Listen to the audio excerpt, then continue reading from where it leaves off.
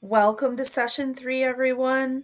I hope that at this point you've begun to understand the difference between a story and an informative article, and that you've also begun to discover how text features from story writing can show up in informational articles, and how informative articles have certain features like the use of facts and details that story writers use.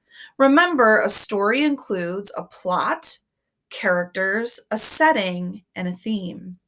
And that informative articles, they might teach us about real or imaginary people, places, things, and phenomenon, but they do that by including facts and details.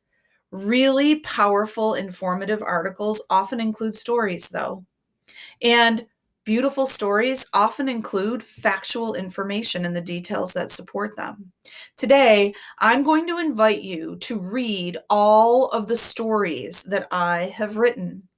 One is a story about the gnomes that live in my front yard, which you should be familiar with already. I'm going to ask you to revisit it. Another is an article that I wrote about my great grandmother, who we call Bapchi. I'm going to ask you to revisit that one as well.